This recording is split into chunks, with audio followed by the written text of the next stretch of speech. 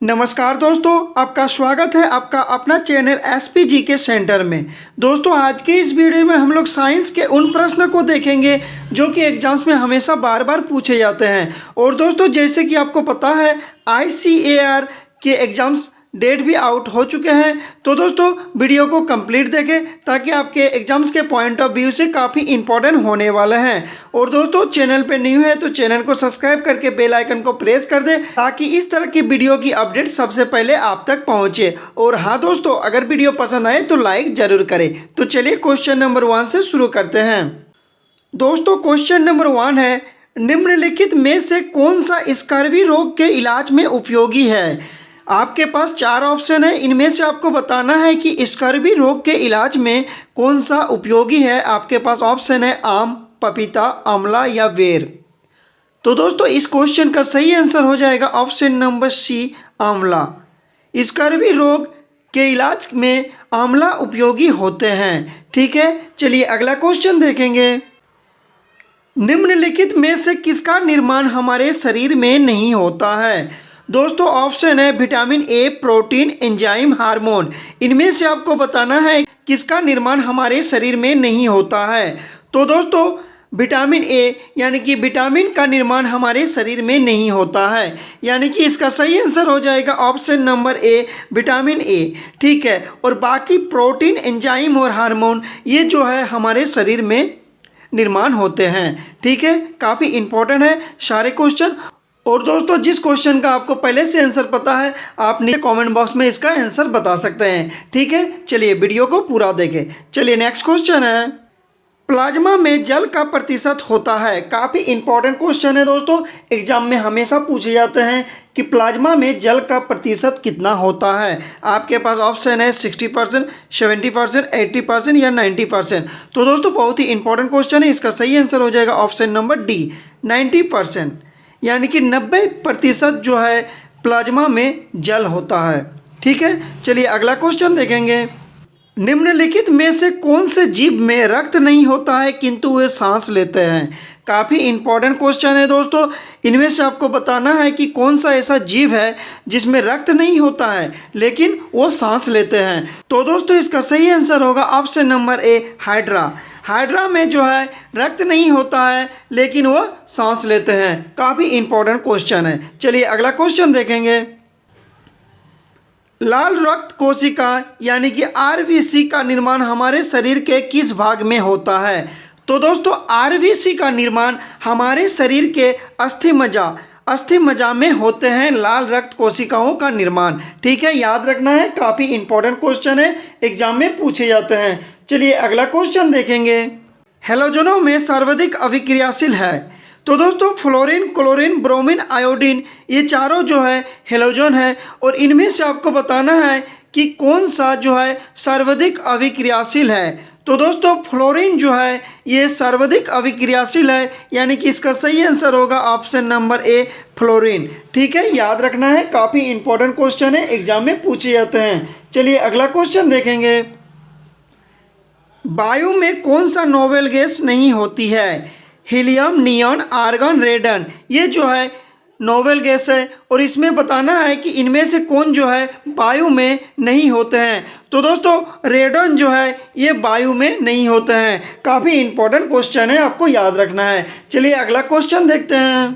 प्रतिरोध की ऐसा इकाई है। तो दोस्तों, सिंपल सा प्रश्न है कि प्रतिरोध की ऐसा इकाई क्या है। तो दोस्तों, ओम प्रतिरोध की ऐसा इकाई है। ठीक है, और एम्पियर किसका है। तो दोस्तों, विद्युत धारा का एम्पियर है।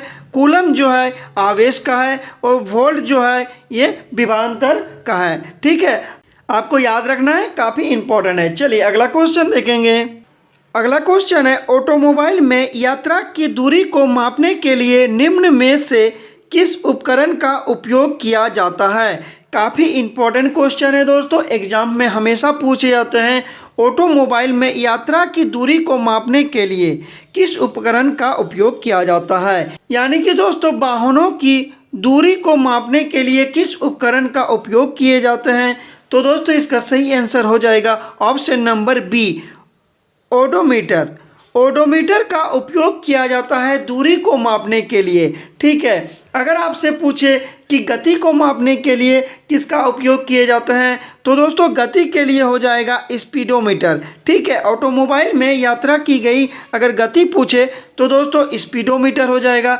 अगर ऑटोमोबाइल में यात्रा की गई दूरी पूछे तो दोस्तों ओडोमीटर हो जाएगा। ठीक है, दोनों प्रश्न का उत्तर आपको याद रखना है, काफ़ी इंपॉर्टेंट है। ठीक है, कंफ्यूज नहीं होना है।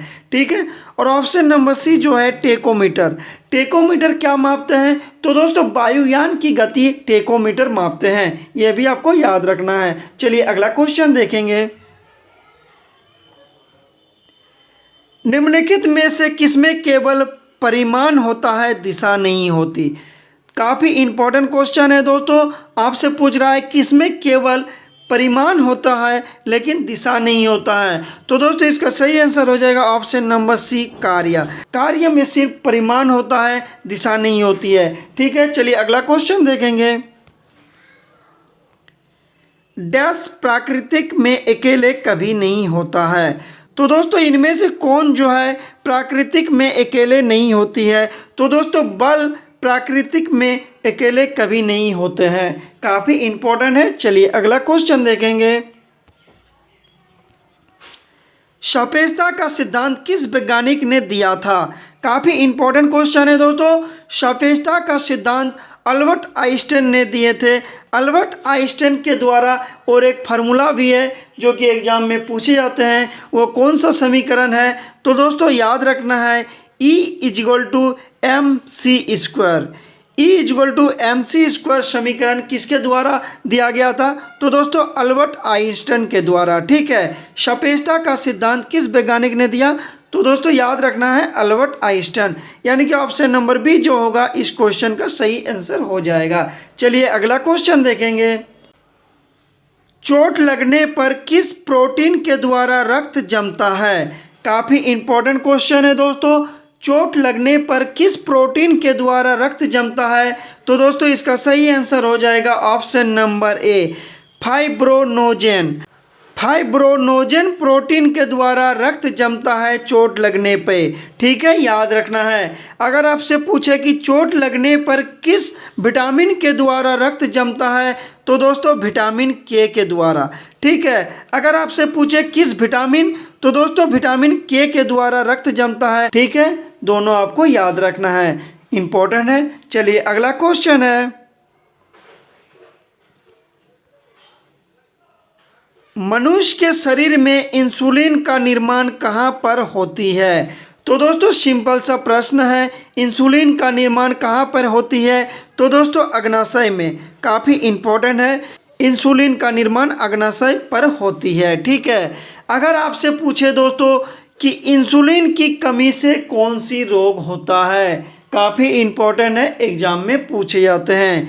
दोस्तों इंसुलिन की कमी से कौन सी रोग होती है? तो दोस्तों आपको याद रखना है मधुमेह रोग।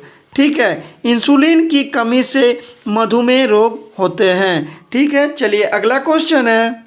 कोशिका में प्रोटीन संश्लेषण कहाँ होते हैं? तो दोस्तों कोशिका में प्रोटीन संश्लेषण राइबोसोम में होते हैं, यानी कि ऑप्शन नंबर सी जो होगा इस प्रश्न का सही आंसर हो जाएगा।